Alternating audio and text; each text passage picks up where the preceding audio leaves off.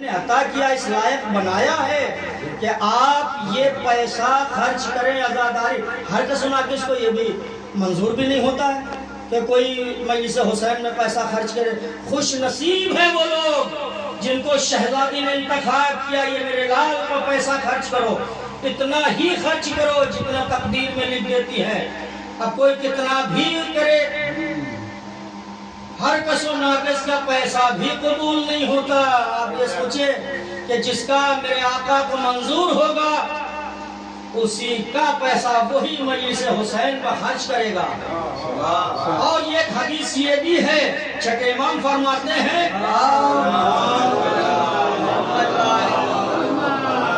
میرے جد حسین کو جو بھی پیسہ خرچ کرتا ان کی عزاداری میں، چاہے مجلس میں، چاہے تبرک میں، چاہے جلوس میں، چاہے سبیل میں، چاہے تعزیے میں، چاہے جس میں جو عزاداری میں میرے جد کی عزاداری میں پیسہ خرچ کرتا ہے، وہ گویا اللہ کو قرضہ دیتا ہے۔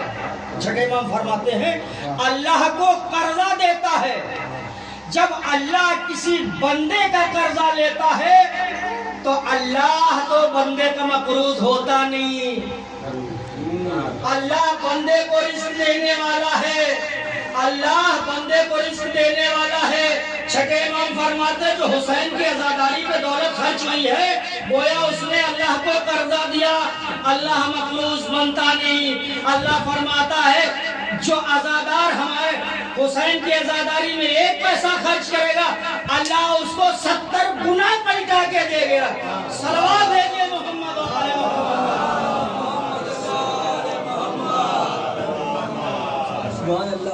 یہ عزاداری ہے، سمجھے کہ عزاداری ہماری بدولت ہے، ہم کرتے ہیں ہمارا تعزیہ، ہمارا جلوس۔ ہم اور آپ کی حقیقت کیا ہے؟ ہم تو یہی دعا کرتے ہیں، ہم جو پیسہ خرچ کرتے ہیں مولا میرا پیسہ قبول کر لیجئے۔ اور آپ کا مرتبہ معلوم ہے۔ دوسری چیز یہ بھی میں آپ کو بتاؤں، جیسے آج ہر انسان اپنے گھر میں یہ کہتا ہے، اعلان کرتا ہے کہ فلاں صاحب کے ہاں فلاں، جب کوئی اپنے گھر کا اعلان کرتا ہے کہ بھائی میرے غریب خانے پر مجلس عزا برپا ہے لہذا آپ تشریف لائیں۔ جب کوئی دوسرا اعلان کرتا ہے کہ فلاں صاحب کے دولت قدے پر مجلس ہے یا ماتم ہے آپ تشریف لائیے۔ مجلس کے لیے جو صاحب خانہ ہے اس کے لیے تو صحیح ہے، لیکن پھر بھی جہاں مجلس عزا کا تذکرہ ہے اس کو غریب خانہ نہ کہے بلکہ دولت قدہ کہنا چاہیے، اس لیے کہ غریب خانہ تو تب ہے کہ جب آپ رہتے ہیں۔ توجہ نہیں دی، وہاں تک نہیں پہنچے آپ کے ذہن۔ غریب خانہ وہاں تک جب آپ کا عیش و آرام ہے، لیکن جہاں ذکر اہل بیت ہو گیا اب وہ آپ کا غریب خانہ نہیں بن رہا، اب وہ دولت قدہ بن گیا۔ اس کی دلیل کیا ہے؟ دلیل بھی سن لیجئے۔ آپ کے یہاں ایسے فرشتے نہیں آتے، آپ جب ایسے آرام کرتے ہیں، گھر میں رہتے ہیں، رہائش کرتے ہیں، آپ کے یہاں ایسے فرشتے نہیں آتے، لیکن جیسے ہی آپ نے مجلس حسین برپا کی آسمان پر فرشتے اللہ سے، وہ فرشتے جو عبادت الہی میں مصروف ہیں، وہ کہتے ہیں پروردگار مجھے اجازت دے دے، کاہے کے لیے؟ زمین کے اوپر تیرے حسین کی مجلس برپا ہے، میں جاؤں اللہ کی عبادت چھوڑ کر کے زمین پہ مجلس عزا میں آتے ہیں۔ کون آتے ہیں؟ زمین پہ آتے ہیں، فرشتے آتے ہیں، ملک آتے ہیں۔ وہاں کیا ہو رہا ہے؟ وہاں عبادت پروردگار ہو رہی ہے۔ عبادت کو چھوڑ کے حسین کی عبادت میں صلوات بھیجئے محمد و آل محمد۔ اب جو عرش والے فرش پہ آ جائیں تو وہ غریب خانہ کہاں رہا، وہ دولت قدہ ہو گیا۔ جس کے قدموں نے، عزاداروں کے قدموں نے، فرشتے کے قدموں نے غریب خانے سے دولت قدہ بنا دیا۔ جب عرش سے فرشتے چلتے ہیں، جاتے ہیں، جو خدا پوچھتا ہے کہاں جا رہے ہو، کہاں جا رہے ہو؟ حسین کی مجلس میں۔ حسین کی مجلس میں جا رہے ہو، کیوں جا رہے ہو؟ حسین کی مجلس وہاں بھی ہوتی ہے کا پروردگار، فرشتے کیا کہتے ہیں؟ پروردگار، جو آج تک عرش پہ ہو رہا تھا آج فرش پہ ہو رہا ہے۔ صلوات بھیجئے محمد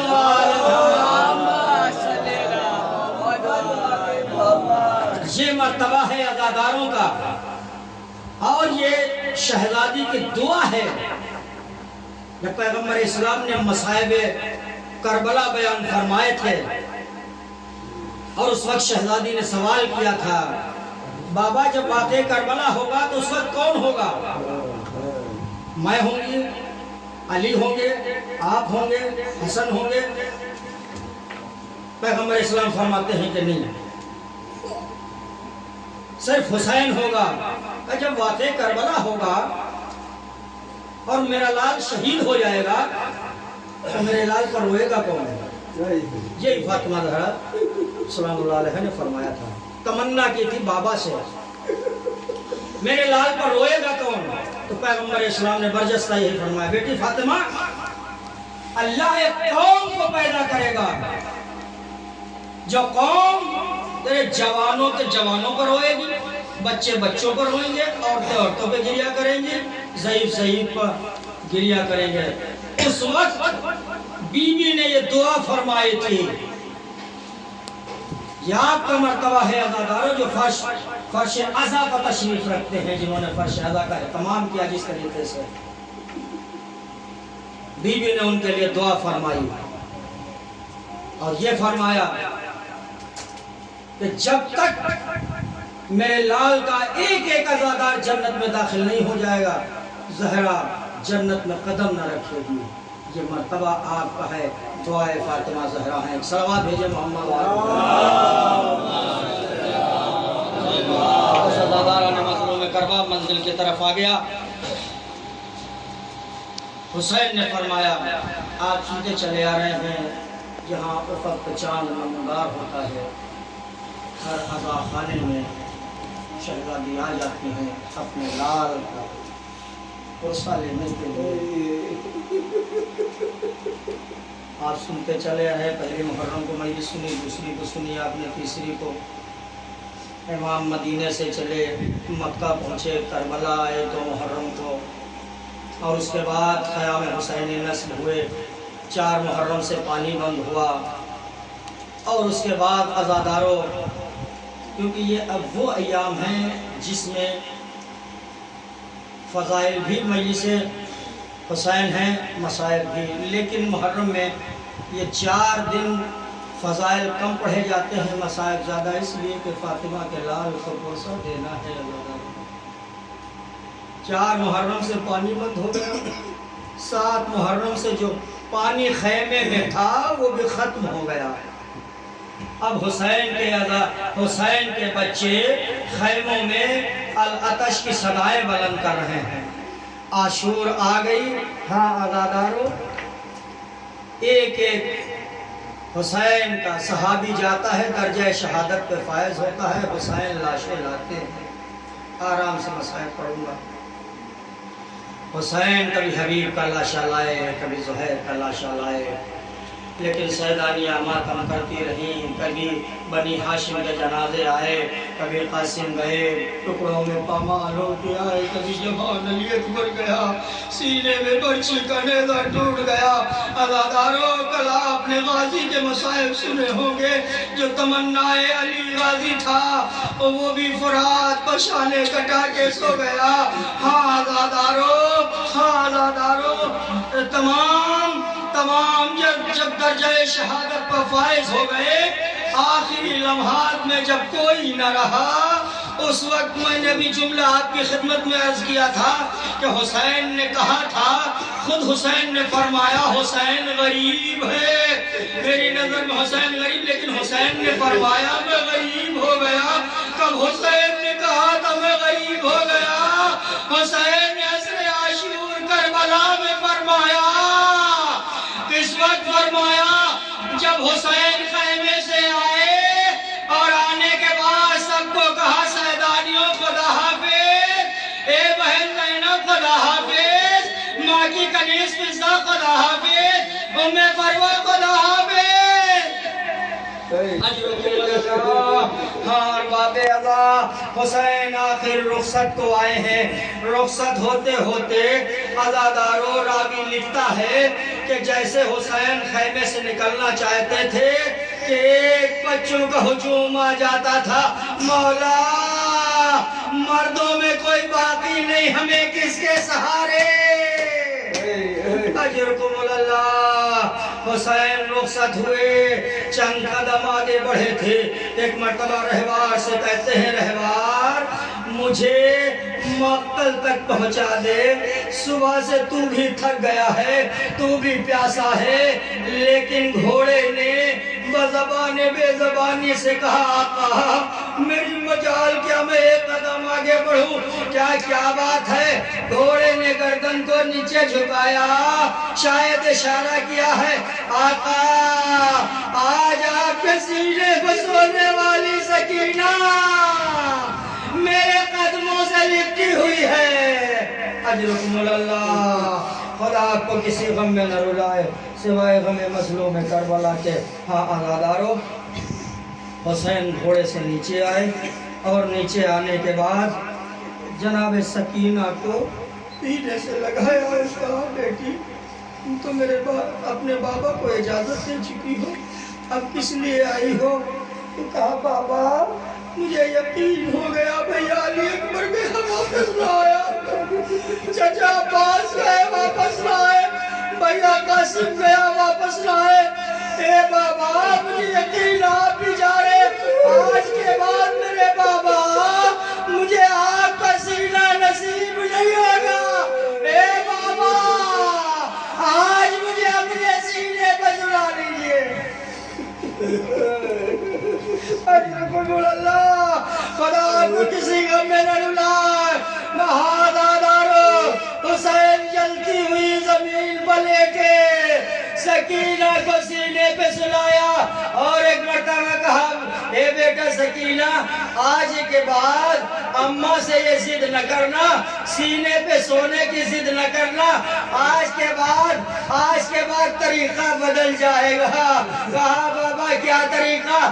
آج کے بعد جو تمہارا بھیا اصغر ہے وہ ماں کے پاس سوتا تھا, آج سے میرے سینے پر سوئے گا اور تم اماں کے سینے پر. اللہ جزاک اللہ. خدا آپ کی آوازوں پر رحمت نازل کرے. ہاں عزادارو, فاطمہ زہرا رومال اپنا لے کے آ گئی ہیں. یہ عزاداروں کے آنسو ہیں, یہ حسین کے زخموں کا مرہم ہے. ہاں عزادارو, رونے میں کوتاہی نہ کرو. ہاں عزادارو, میں ایک مرتبہ سینے پہ سلایا اور سکینہ کو رخصت کیا, اور رخصت کرنے کے بعد ایک مرتبہ کہا, سکینہ کوئی تمنا ہو تو بتا دو. ایک مرتبہ جناب سکینہ نے کہا, بابا بہت پیاس لگ رہی ہے, چچا بھی پانی نہ لائے, آپ بھی جا رہے ہیں, لیکن پتہ نہیں کب مجھے پانی ملے گا. کہا, اچھا پانی چاہتی ہو؟ کہا, ہاں بیٹا پانی.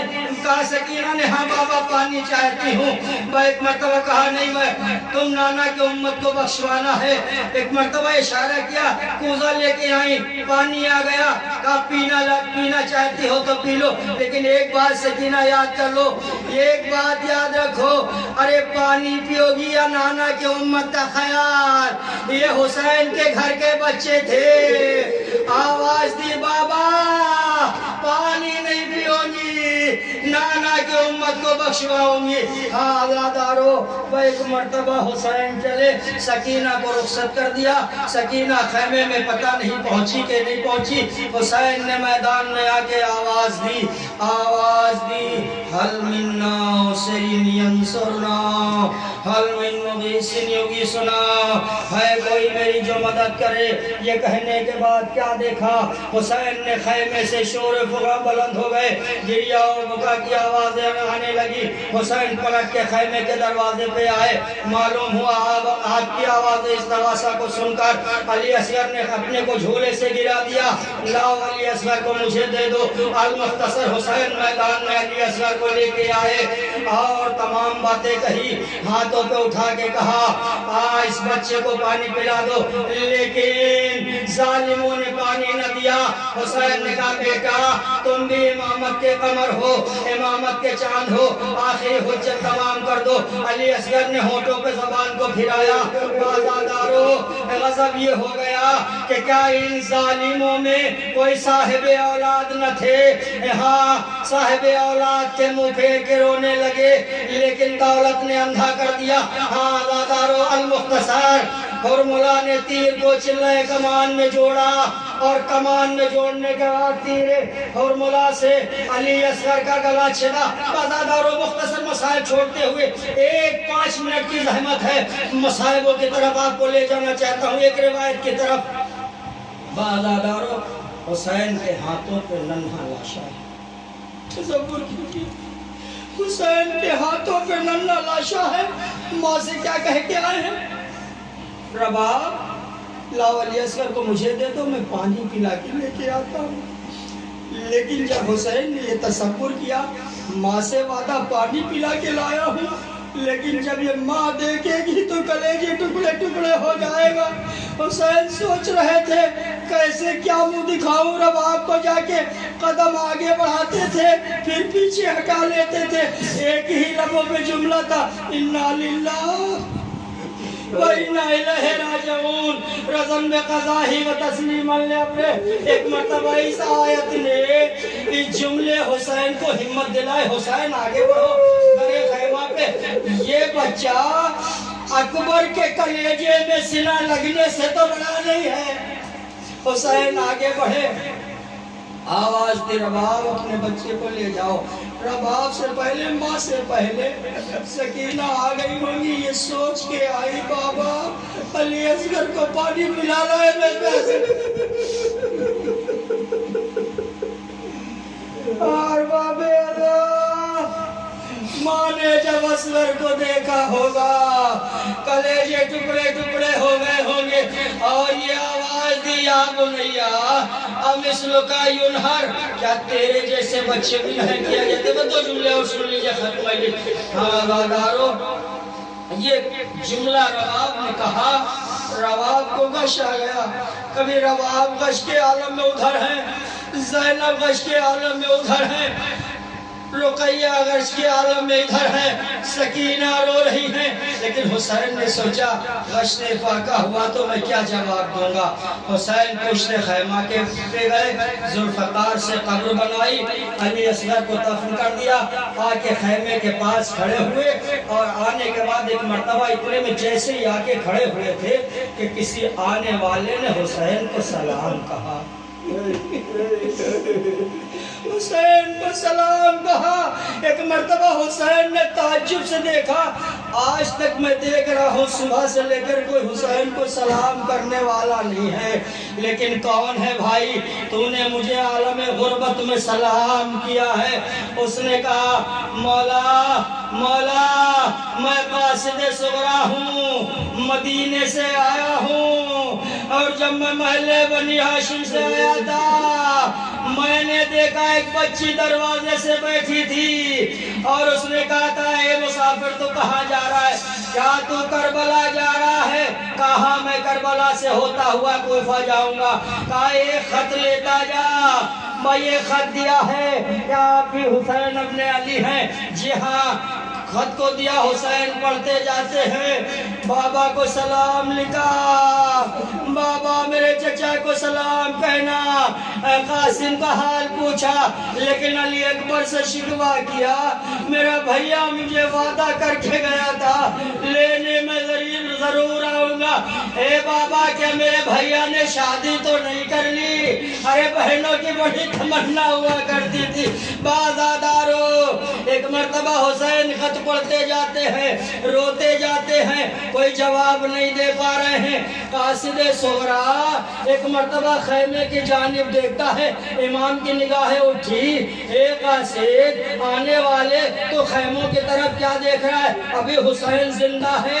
ایک مرتبہ کہا مولا میں نظر بس سے نہیں دیکھ رہا ہوں۔ کہا پھر؟ کہا اس لیے کہ میں ایک زبانی، ایک بیمار نے، اس بچی نے زبانی پیغام دیا تھا۔ آزادارو آپ قیامت کا جملہ سن لیجئے۔ وہاں آزادارو کا کیا بتا دے؟ کہا اس بچی نے جب میں محلے بنی ہاشم سے گزرا تو اس نے تمام حال بتایا، جب تو کربلا جانا تو دیکھنا بابا میرا کرسی پہ تشریف فرما ہوگا، داہنے جانب میرا چچا عباس ہوگا، بائیں جانب میرا علی اکبر ہوگا، ایک مرتبہ ایک طرف مولانا محمد ہوگے، ایک مرتبہ ایک طرف قاسم ہوں گے، بیچ میں میرا بابا ہوگا۔ جب تیرے آنے کی خبر خیمے میں پہنچے گی تو دیکھنا خیمے کا پردہ اٹھے گا، وہاں سے 6 مہینے کا بچہ